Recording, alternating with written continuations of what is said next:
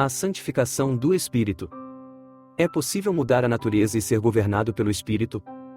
A santificação começa com o novo nascimento, estende-se por um processo de sujeição da carne e, no caso do Espírito, se trata de uma santificação progressiva. Um processo contínuo de separação das impurezas, no qual o Espírito prevalece sobre a carne. A palavra de Deus em Tiago 1 versículo 18, enfatiza o porquê Deus gerou o homem pela palavra da verdade. Pois, segundo o seu querer, ele nos gerou pela palavra da verdade, para que fossemos como que primícias das suas criaturas.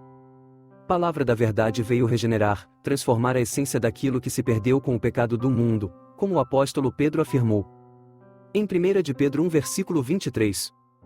Porque vocês foram regenerados não de semente corruptível, mas de semente incorruptível, mediante a palavra de Deus, a qual vive e é permanente.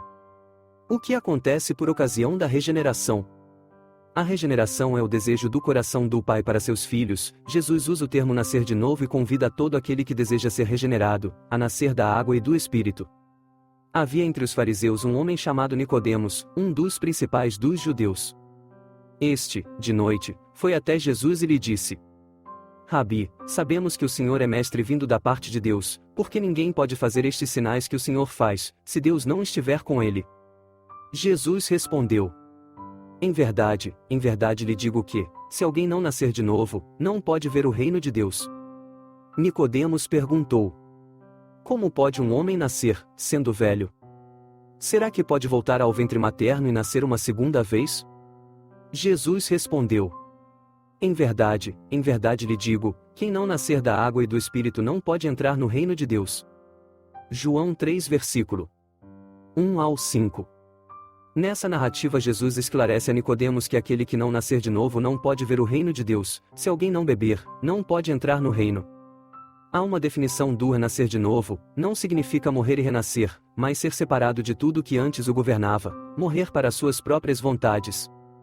Esse nascimento causa a regeneração. O nascimento segundo o Espírito leva à manifestação da natureza do Senhor Jesus, uma experiência no Espírito de quem o recebe.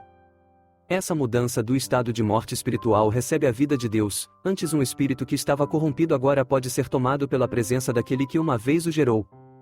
A ideia de morte na Bíblia não é de fim de existência, mas de separação.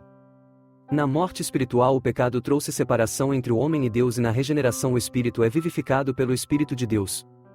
Ele lhes deu vida, quando vocês estavam mortos em suas transgressões e pecados, nos quais vocês andaram noutro tempo, segundo o curso deste mundo, segundo o príncipe da potestade do ar, do espírito que agora atua nos filhos da desobediência.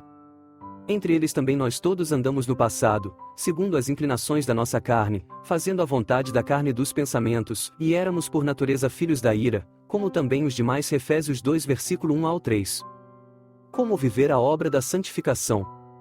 O primeiro passo é decidir viver de acordo com a mudança de natureza, regeneração.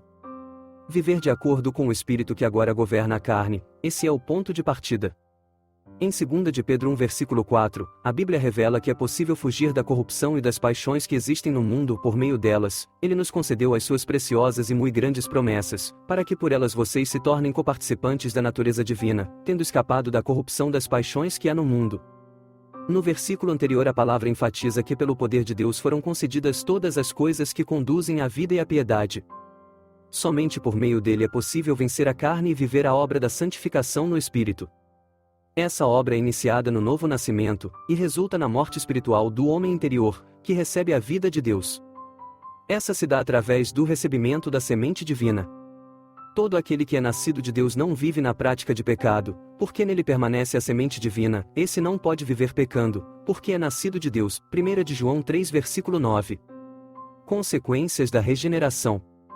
A primeira consequência dessa regeneração acontece na conexão com Deus no espírito do homem. O Espírito Santo agora age no espírito humano, e este, por sua vez, recriado, se dispõe a buscar a Deus.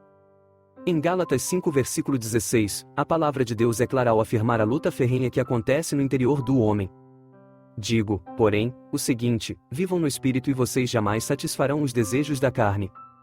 Porque a carne luta contra o Espírito, e o Espírito luta contra a carne, porque são opostos entre si, para que vocês não façam o que querem. Gálatas 5 versículo 16 e 17.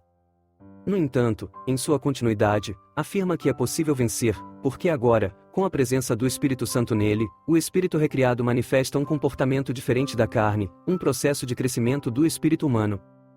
Como crianças recém-nascidas, desejem o genuíno leite espiritual, para que, por ele, lhes seja dado crescimento para a salvação. 1 de Pedro 2 versículo 2. Mas o que é o Espírito? O Espírito é o lugar onde se tem a consciência de Deus e das coisas espirituais. Há diversos exemplos na Bíblia sobre o espírito humano. Jesus, por exemplo, em Marcos 2,8 teve uma percepção em seu espírito alinhado ao Espírito Santo. E Jesus, percebendo imediatamente em seu espírito que eles assim pensavam, disse-lhes em Marcos 2 versículo 8. Assim também como o apóstolo Paulo em Atos 17 versículo 16. Enquanto Paulo os esperava em Atenas, o seu espírito se revoltava em face da idolatria dominante na cidade.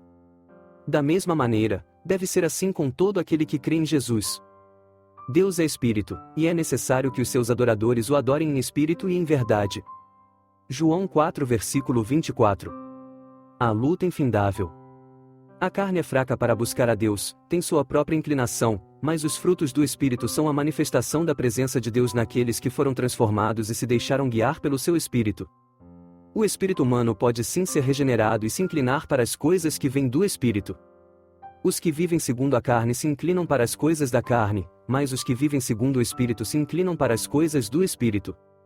Pois a inclinação da carne é morte, mas a do Espírito é vida e paz.